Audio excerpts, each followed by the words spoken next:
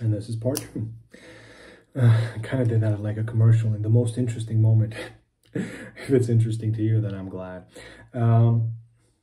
So what I basically did in the evening when I got home, I got the T6 Torx, took the block clip off and bend it back into place. Of course, I didn't bend it like it was originally. I put a much harder bend in it. So now it's not as lifted up from the scale as it was. That is good because since then I haven't snagged it. One commentary here, something that Spyderco could actually improve, would be to actually test this.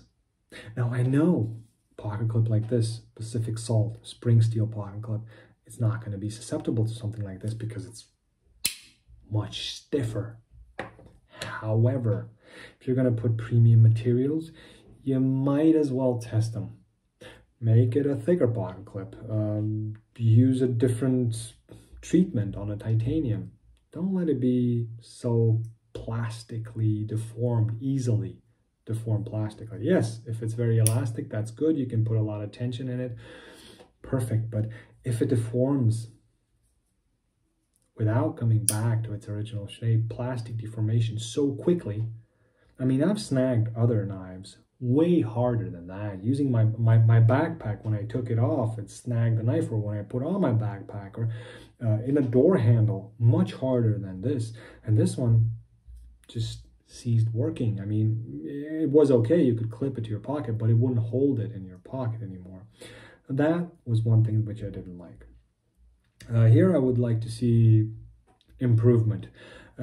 Hey, I have a aftermarket China-made pocket clip. It's supposed to be titanium. I don't think it is. Never had this issue with it. Snagged it a few times. Very, very good tension on it. A bit thicker. Maybe that's the solution, you know? But hey, this was the one issue that I had. Everything else, yes, the action slows down. I have the Spyderco Siren here, which is a great model. It has its issues. But with this one, I found out that, hey, if you have a salt knife, whenever the action gets a bit slower, you just put it under the tap, work the blade back and forth, and it'll work. That's what this one does. It slows down, put it under the tap, close it, open it, and then for a day or so, the action will be okay. After 10 days, dropping the knife back to beyond shaving sharp, disassembling it, I noticed rust. Not on the blade, not on the pocket clip, not on the scales, not on the washers, but on every other part, because everything else is stainless steel. And stainless steel will rust eventually, especially in saltwater conditions. Now, I have seen videos from people who said they used this knife in and around salt water, they didn't clean it for such and such time, and when they cleaned it, there was no rust anywhere. That is a lie. Now, the Black Sea is not the saltiest of seas, but water with salt will get everywhere, especially if you use the knife for processing fish. When you disassemble it, you will have small streaks, small spots of rust, which you can clean off easily. I used a paper towel for this, like I always use. I don't oil my knives, I don't put Loctite in them, if I can avoid it. And it cleaned off very easily, no traces. So yes, highly or extremely corrosion resistant material, yes, but not LC200N. The blade is. The blade, no issues. I would put the blade LC200N on par with H1. The difference is LC200N is going to be slightly harder to sharpen, will hold the edge slightly better than H1. So a bit harder to sharpen, hold the edge better. A bit easier to sharpen, will hold the edge less. But these knives will not rust within normal conditions, saltwater conditions. Acidization was also not a problem. So I used the knife for 10 days, then I disassembled it, cleaned it. I saw rust everywhere. After the first time I disassembled it, that was a real drag. Disassembling now goes quite easy. I started cutting materials for testing. Some cardboard, some wood. Within cutting wood, what I feared actually happened. This texture is way too aggressive. I mean, if you're going to use the knife as an everyday carry knife, it's going to be okay. But if you need to do hard cuts into wood, have a bit of test wood here. This is dogwood. Just a few light cuts, that's going to be okay. That's going to be okay with most knives. I'm not going to put that much stress on it, although right now you can see the imprints on my fingers, but there's no significant pain. So just doing this is okay. I said I did a cardboard cut test, and I was surprised to notice that the discomfort in hand from the texture of the handle was less than I expected. Now, I have cut cardboard before, just cut up a few boxes to throw them away, but I never did as many cuts as I did in that test. And surprisingly, it was better than I expected. Not as good as some other knives, but better than I expected. So I would say that for everyday carry knife tasks, this does very well. It is grippy. It is nowhere near as aggressive to your hand as my Benchmade Griptilian 551 is. So it's fine. Now, one thing that I noticed while cutting wood, I did about 70 cuts, 70 power cuts like this. Hardwood, that was acacia. This is dogwood. Similar in how hard they can get. About 70 cuts like this. And just to see, because you will have to squeeze the knife in your hand to get the maximum amount of control. And yes, at this point, the knife can become uncomfortable. But with no other knife that I have, maybe here on the table, maybe except for this one, but here it gets a bit annoying, was my hand locked into place as well as it was with the Caribbean.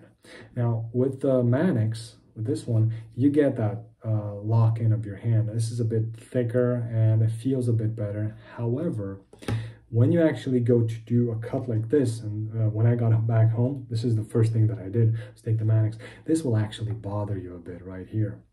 You do one cut with this, like this, it feels good. After about the 10, 12 cuts like this, it'll bother you. For me, at least, it'll squeeze my pinky in here much more.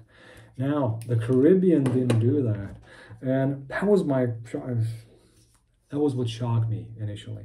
It locked my hand in very well, especially if you're gonna cut in this edge angle, you know, to give you the maximum amount of slicing ability.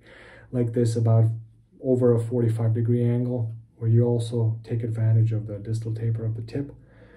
And it just worked like a charm.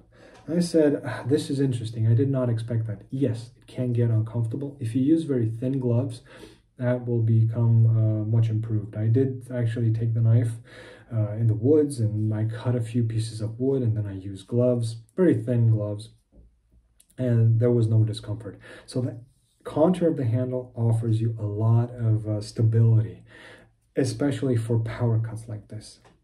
Now, the surprise was even larger when I started actually testing this on wood.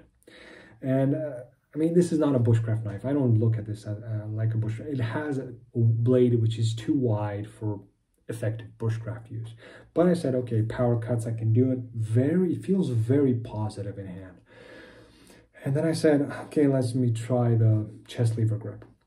You might not need to use this for bushcrafting, for carving up wood or anything, but you might actually, I don't know, have something, you're out on the water, you have to take a piece of wood and make it fit somewhere, and you would like to do some very controlled cuts with it.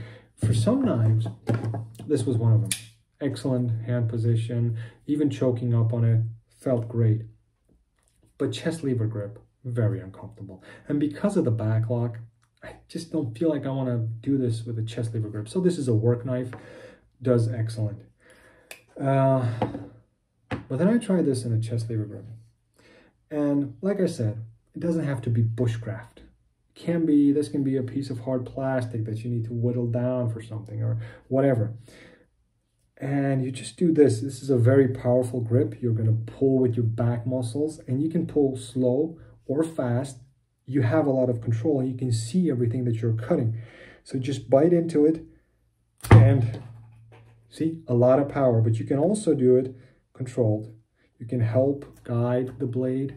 You can, and because of the shape of the handle, you see, it fits very well in my hand, and I can roll it on my chest. It's not pointy as with some others. I mean, this would also fit well in my hand, and I could roll this, but this bead gets in the way. This is large enough so that the guard comes right here, and it fits well in my hand. This was not something that I even thought about, but the chest lever grip can be very useful. And of course, you can help the blade with the thumb from your opposing hand and do some very, very controlled cuts. And you still have a very, very secure grip and oddly comfortable. Now, I wouldn't go as far as to say this is as comfortable as a dedicated carving knife. It cannot be. But at least for my size of hand, for my hands, I don't have those big, thick, manly hands. I have these little dainty hands, very sensitive. It just works. So this was a very nice surprise. To be continued in part 3.